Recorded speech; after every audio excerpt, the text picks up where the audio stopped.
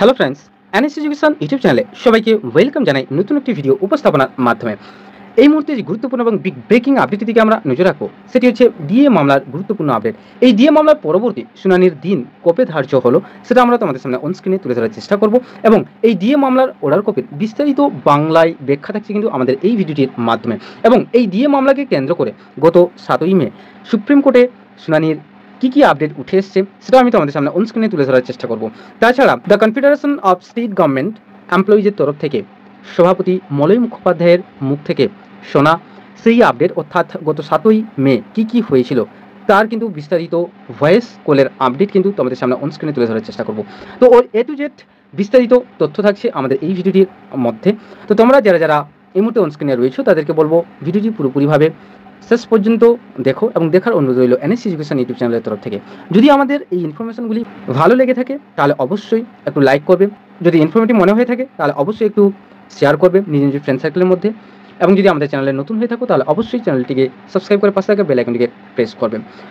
তো প্রথম আমরা বিস্তারিত আপডেটের দিকে যাব। ডিএ মামলার যে অফিসিয়াল আপডেট যেটা দেওয়া রয়েছে সেটা আমরা দেখে নেওয়ার চেষ্টা করব, তারপরে একের পর এক যে গুরুত্বপূর্ণ ইনফরমেশন রয়েছে সেগুলোর দিকে নজর রাখবো। আমরা প্রথমে আমরা জেনে নেওয়ার চেষ্টা করব আমাদের এই ডিএ মামলার পরবর্তী দিন কবে ধার্য করা হয়েছে সুপ্রিম কোর্টের কোর্ট রুম নাম্বার 5-এ। তো নেক্সট যে ডেট বা তারিখ বা দিন কবে হলো সেটা আমরা জেনে নেওয়ার চেষ্টা করবো এই মুহূর্তে অন স্ক্রিনে। তোমরা এই মুহূর্তে রয়েছে সুপ্রিম কোর্ট অফ ইন্ডিয়ার অফিসিয়াল ওয়েবসাইটে। এই মামলাটির যে ডায়েরি নাম্বার দেখতে পাচ্ছ 35292/2022, the state of West Bengal versus confederation of state government employees West Bengal. এবারে যে ডায়েরি নাম্বার যেটা আমি এই মুহূর্তে অন স্ক্রিনে তুলে ধরার চেষ্টা করলাম, যেটি ফাইল করা হয়েছে 3/11/2022 12টার সময়, যেটা এই মুহূর্তে যদি স্ট্যাটাস দেখো পেন্ডিং অবস্থায় রয়েছে। তো এই মামলাটির যদি এসএলপি নাম্বার বা কেস নাম্বার তোমরা জানতে চাও তাহলে তোমাদেরকে বলে দিই যে এসএলপি নাম্বার দেওয়া রয়েছে 022-628-000/2022, যেটা রেজিস্টার করা হয়েছে 6/12/2022 এবং যেটা ভেরিফাইড হয়েছে 24/11/2022। এবং এই মামলাটি যে প্রেজেন্ট বা লাস্ট লিস্টেড অন, যদি আমরা দেখি যে লাস্ট লিস্টেড অন হয়েছিল, লাস্ট লিস্টেড হয়েছিল কিন্তু 7ই মে অর্থাৎ 7/5/2025 কার বেঞ্চে honourable mister justice Vikramnath, honourable mister justice Sanjay Kerala এবং অনারেবল মিস্টার জাস্টিস সন্দীপ মেহতার বেঞ্চে সুপ্রিম কোর্টের কোর্ট রুম নাম্বার 5-এ, যেটা আমরা লাইভ টেলিকাস্টিং করিয়েছিলাম ওই নির্ধারিত দিনেই কিন্তু। এবারে আমরা যদি স্ট্যাটাস দেখি তাহলে স্ট্যাটাসে তোমরা বুঝতে পারবে এই মামলাটি যে স্ট্যাটাস দেওয়া রয়েছে যে pending motion hearing, top of the list for admission, list before court or bench at 2 PM, list on date 14/5/2025 অর্থাৎ 14th মে, কিন্তু দেওয়া রয়েছে অর্ডার ডেট 7/5/2025। তাহলে তোমরা দেখতে পাচ্ছ এই মামলাটি কিন্তু মেনশনিং করা হয়েছে, মেনশন হিয়ারিংয়ে রাখা হয়েছে এবং টপ অফ দ্য লিস্ট রয়েছে ফর অ্যাডমিশনের জন্য, এবং যেটা কিন্তু before court or bench at 2 PM, মানে ঠিক পোস্ট লাঞ্চের পরে অর্থাৎ বিকেল 2টোর সময় কিন্তু এই মামলাটি 14 তারিখ আবার নির্ধারিত কোর্টরুম নাম্বারে কিন্তু উঠতে চলেছে। এবং এই মামলাটি যদি আমরা আরেকটা দেখি যে tentatively case may be listed on, likely to be listed on, যেটা কম্পিউটার জেনারেটেড একটা ডেট দেওয়া রয়েছে 14/5/2025, যেটা আমি তোমাদের সামনে অন স্ক্রিনে তুলে ধরার চেষ্টা করলাম। তো এরপর আমরা চলে আসবো এই যে ডিএ মামলা অর্থাৎ ডিয়ারনেস অ্যালোয়েন্সের যে কেসটি বা মামলাটি যে অর্ডার কপির বিস্তারিত বাংলায় ব্যাখ্যা, অর্থাৎ ওই গত 7ই মের যে বিস্তারিত বাংলায় ব্যাখ্যা যে অর্ডার কপিটা রয়েছে অফিসিয়াল সাইটে, সেটা থেকে আমরা বিস্তারিত বাংলায় ব্যাখ্যা করতে চলেছি এই মুহূর্তে অন স্ক্রিনে। তোমরা এই মুহূর্তে যারা অন স্ক্রিনে রয়েছো তোমরা দেখতে পাচ্ছ যে কোর্টরুম নাম্বার 5 এবং আইটেম নাম্বার 2 এখানে সেকশন দেওয়া রয়েছে Supreme Court of India record of proceedings, মানে এই অর্ডার কপিটা যার petition for special leave to appeal number দেওয়া রয়েছে, অর্থাৎ এসএলপি নাম্বার দেওয়া রয়েছে 22628-22630/2022। তো এখানে যেটা দেওয়া রয়েছে অর্থাৎ যে 7ই মে কী হয়েছে না হয়েছে এটা হচ্ছে সেই অর্ডার কপি, যেখানে তোমরা দেখতে পাচ্ছ একটা arising out of impugned final judgment order ডেটের যেটা দেওয়া রয়েছে তার পরিপ্রেক্ষিতে কিন্তু সুপ্রিম কোর্টও একটা অর্ডার দিয়েছে গত 7ই মে, যেটা state of West Bengal and another versus confederation of state government employees West Bengal and others. এখানে দেখতে পাচ্ছ যে state of West Bengal and another যে রয়েছে পিটিশনার এবং রেসপন্ডেন্ট রয়েছে confederation of state government employees West Bengal and others.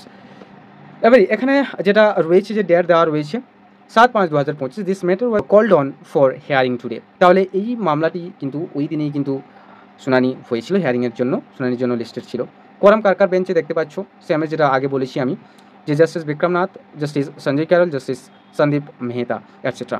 এবারে পিটিশনারদের তরফ থেকে কারা ছিলেন, কোন অ্যাডভোকেট ছিলেন, দেখো পিটিশনারদের তরফ থেকে এখানে দেওয়া রয়েছে doctor AM Singhvi SR advocate, mister Kunal Mimani AOR etcetera. এবং রেসপন্ডেন্টদের তরফ থেকে যারা ছিলেন ওনারা হলেন Mr. P.S. Patolia, MS or Miss Bansuri Sarwaj, Mr. Udyam Mukherjee, Siddesh Katwal, etcetera etcetera.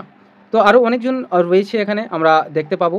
এখানে দেখতে পাচ্ছ ফেরদৌস শামীম থেকে, বিকাশ রঞ্জন ভট্টাচার্য থেকে, এখানে দেখতে পাচ্ছ এখানে এই যে মিস্টার বিকাশ রঞ্জন ভট্টাচার্য, তারপরে দেখতে পাচ্ছ রফ রাহিম, তারপরে ফেরদৌস শামীম, আলী আসগার রাহিম, এটসেট্রা এটসেট্রা, গোপা বিশ্বাস, এটসেট্রা এটসেট্রা। তো এখানে যেটা মেন জিনিসটা যেখানে দেওয়া রয়েছে যে আপন hearing the council the court made the following order, অর্থাৎ হেয়ারিংয়ের পর অর্থাৎ শুনানির পর মহামান্য আদালত যে আদেশনামাটি দিয়েছে সেটি এখানে কিন্তু মেনশন করা রয়েছে যে there is a serious opposition to the request made by doctor AM Singhvi. তাহলে AM সিংভির দ্বারা অর্থাৎ মনু সিংভির দ্বারা একটা বিশেষ অর্থাৎ একটা গুরুতর বিরোধিতা রয়েছে, যেটা learned senior counsel appearing for the petitioner, যিনি কিন্তু লার্নেড সিনিয়র কাউন্সিল যিনি কার হয়ে লড়েছিলেন, যে পিটিশনারদের তরফ হয়ে কিন্তু বলেছেন for an accommodation by the learned counsel appearing for the respondents. তাহলে এই যে ফরেন অ্যাকোমোডেশন অর্থাৎ সেই ডিয়ারনেস অ্যালোয়েন্সের কথাটা এখানে তুলে ধরা রয়েছে, এবং এখানে বলা রয়েছে যে by the learned counsel appearing for the respondent, অর্থাৎ রেসপন্ডেন্টদের তরফ থেকে থাকা যে বা উপস্থিত হওয়া বিজ্ঞ আইনজীবীদের দ্বারা। এখানে কি বলছে, এবারে on the agreed date list this matters on 14/5/2025 to be taken up at 2 PM। তাহলে প্রত্যেকের সম্মতি নিয়ে সম্মতির তারিখ দেওয়া রয়েছে 14/5/2025, অর্থাৎ আর জাস্ট 4 দিন পরে কিন্তু এই মামলাটি সুপ্রিম কোর্টের কোর্ট রুম নাম্বার 5-এ উঠতে চলেছে আবার, যেটা হচ্ছে দুপুর 2টোর সময়। এখানে দেখতে পাচ্ছ এখানে যেটা দেওয়া রয়েছে নিতু খাজুরিয়া যে অ্যাসিস্ট্যান্ট রেজিস্ট্রার কাম PS এবং রঞ্জনা সাইলে যে অ্যাসিস্ট্যান্ট রেজিস্ট্রার রয়েছে এবং SLP নাম্বার এখানে কিন্তু মেনশন করা রয়েছে। তো এরপরে আমরা জেনে নেওয়ার চেষ্টা করব আমাদের এই মামলার পরিপ্রেক্ষিতে ওই দিনই অর্থাৎ 7ই মে আমাদের যে সভাপতি রয়েছেন ডিএ মামলার অর্থাৎ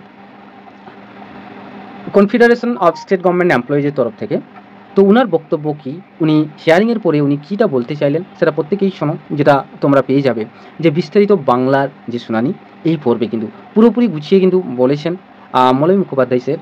তো মলয় স্যারের কথাটা শোনো, যেটা তোমরা প্রত্যেকেই কিন্তু লাস্ট অবধি শুনলে কিন্তু বুঝতে পারবে। এনএসজি এডুকেশন থেকে বলছিলাম স্যার। হ্যাঁ বলো। তাহলে আজকে ডিএ মামলার আজকে হলো না, আবার আগামী 14 তারিখ মামলার ডেট দিয়েছে।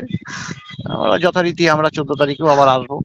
কি আজকেও সরকারের মানে আমাদের রাজ্য সরকারের দ্বারা যে থাকা আইনজীবী সেই, হ্যাঁ ও পার্টাল মামলা ছিল, পার্টাল বলতে পার্টাল মামলা শুনতে মানে পুরো কমপ্লিট করতে হয় আর কি। আমরা জানি পার্টালটা আমাদেরও ছিল একসময় ডিএ মামলা হাইকোর্টে। সেক্ষেত্রে স্বাভাবিকভাবে সিনিয়র কাউন্সিল এবং সে যখন বলল যে আজকে পার্টাল মামলা আছে, সেক্ষেত্রে পার্টাল মামলা সেকেন্ড হাফেও চলতে পারে।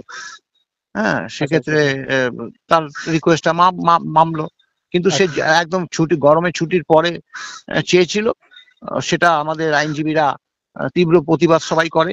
আমাদের বিকাশবাবু তো আগামীকালই শুনতে বলেছিল, আমরা বলেই দিয়েছিলাম যে এরকম আসছি তো যাতায়াতের খরচ প্রচুর, সেক্ষেত্রে যদি কোনো কারণে যদি মামলাটা আজকে না ওঠে তাহলে আগামীকালই যাতে ওঠে, তাহলে একটা দিন থেকে গিয়ে আমাদের মামলাটা, কিন্তু সেটা দিল না, সেটা 7 দিন পরে দিল। মানে আমাদের আজকে চলে যেতে হবে কলকাতায়, আবার 2 দিন আগে থাকতেই আসতে হবে, এই আর কি। ও আচ্ছা আচ্ছা, তাহলে এক্সাক্ট ডেট বলতে কবে কি? 14 তারিখ, 14 মে, তাই তো? May 14 May. Thank you sir. ঠিক আছে। তাহলে তোমরা প্রত্যেকেই কিন্তু বুঝতে পারলে আমাদের এই ডিএ মামলা অর্থাৎ ডিয়ারনেস অ্যালোয়েন্সের মামলাটি কবে উঠতে চলেছে, গত 7ই মে সুপ্রিম কোর্টে কী হয়েছে না হয়েছে সব কিছু ইন ডিটেলসে তোমাদের সামনে বলার চেষ্টা করলাম, এবং 7ই মের যে অর্ডার কপি সেটাও আমি তোমাদের সামনে অনস্ক্রিনে তুলে ধরার চেষ্টা করলাম। যদি আমাদের এই ডকুমেন্টারি ভিডিওটি তোমাদের প্রত্যেকের কাছে ভালো লেগে থাকে তাহলে অবশ্যই এনএসজি এডুকেশন ইউটিউব চ্যানেলের তরফ থেকে অনুরোধ করব একটু লাইক দেওয়ার জন্য, এবং যদি আমাদের এই ভিডিওটি ইনফরমেটিভ মনে হয়ে থাকে তাহলে অবশ্যই নিজ ফ্রেন্ড সার্কেলের মধ্যে সার্কুলেট করে দেবে, এবং যদি আমাদের চ্যানেলে নতুন হয়ে থাকো তাহলে অবশ্যই চ্যানেলটিকে সাবস্ক্রাইব করে পাশে থাকা বেল আইকনটি প্রেস করে রাখবে। সো আজকে এই পর্যন্ত, thank you for watching and thank you for listening. Have a nice day, tata, bye by.